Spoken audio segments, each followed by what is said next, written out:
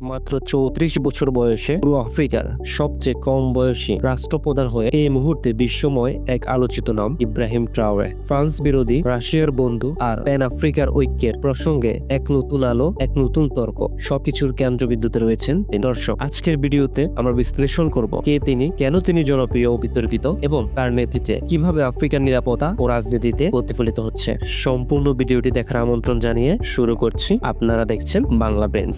1988 সালে বুর্কিনা ফাসোর এক ছোট গ্রামে জন্মগ্রহণ করেন ইব্রাহিম ট্রাওরে। ছোটবেলায় অন্য 8-10 জন ছাত্রের মতো তিনিও সাধারণ একজন ছাত্র ছিলেন। ভালো পড়াশোনা করতেন। ইউনিভার্সিটিতে ভূতত্ত্ব নিয়ে পড়ালেখা শেষে একজন সাহসী সৈনিক হিসেবে মালিতে জাতিসংঘ শান্তিরক্ষী মিশনে কাজ করেন। সেই সময়ই তিনি জঙ্গিবাদের বিরুদ্ধে লড়াইয়ের বাস্তবতা কাছ থেকে দেখেন। তৎকালীন বুর্কিনা ফাসোর একটা বড় সমস্যা ছিল জঙ্গি হামলা। সাধারণ মানুষ আতঙ্কে দিন পার করছিল। জঙ্গিবাদ দমনে সরকারের তরফে কার্যকর কোনো ব্যবস্থা দেখা যাচ্ছিল না। এটা নিয়ে জনগণের মধ্যে ক্ষোভ তৈরি হচ্ছিল। এমন সময় 2022 সালের সেপ্টেম্বরে এক অভ্যুত্থানের মাধ্যমে দেশের নেতৃত্ব গ্রহণ করেন ইব্রাহিম ট্রাওরে। নেতৃত্ব নিয়ে তিনি ঘোষণা দেন, এই দেশকে আর বাইরে থেকে নিয়ন্ত্রণ করা যাবে না, এদেশ স্বাধীনভাবে চলবে। ফ্রান্স বহুদিন ধরেই বুর্কিনা ফাসো রাজনীতিতে প্রভাব বিস্তার করছিল। প্রেসিডেন্ট হওয়ার পর ট্রাওরে প্রথম যেটা করেন সেটা হলো দেশটির উপরে থাকা ফ্রান্সের প্রভাব তিনি কমাতে শুরু করেন। তিনি ফরাসি সেনাবাহিনীকে দেশ থেকে বের করে দেওয়ার পাশাপাশি বন্ধ করে দেন সকল প্রকার ফরাসি রেডিও এবং মিডিয়া। পশ্চিমা শক্তিকে পাশ কাটিয়ে ট্রাওরে রাশিয়ার সঙ্গে সামরিক ও কূটনৈতিক সম্পর্ক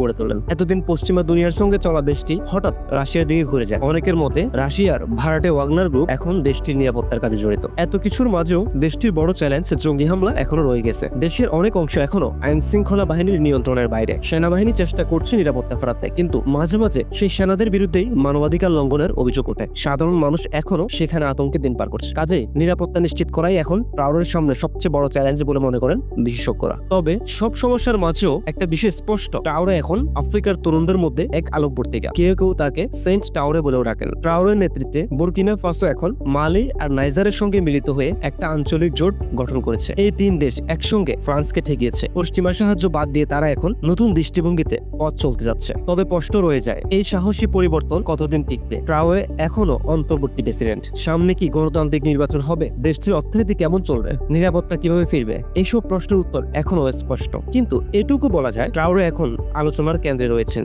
এবং আফ্রিকার রাজনীতিতে এক বড় পরিবর্তনের প্রতীক হয়ে উঠেছেন। দর্শক, এই ছিল ইব্রাহিম ট্রাওরের গল্প। একজন তরুণ সৈনিক থেকে প্রেসিডেন্ট হয়ে ওঠার সাহসী যাত্রা। বাংলাদেশের তরুণদের জন্য এই গল্পটা একটা বার্তা দেয়। যখন মানুষ সিদ্ধান্ত নেয় পরিবর্তনের, তখন কিছুই অসম্ভব নয়। কিন্তু একই সঙ্গে এটাও সতর্কতা দেয়, শুধু সাহস নয়, দায়িত্ববোধ, ন্যায় বিচার আর জনগণের পাশে থাকার মনোভাব থাকতে হয়। ভিডিওটা ভালো লাগলে লাইক দিন, বন্ধুদের সঙ্গে শেয়ার করুন আর কমেন্ট বক্সে আপনার মতামত জানাতে ভুলবেন না। বাংলা বেঞ্চের সাথে থাকার জন্য ধন্যবাদ। দেখা হবে নতুন কোনো ভিডিওতে, নতুন কোনো টপিক নিয়ে।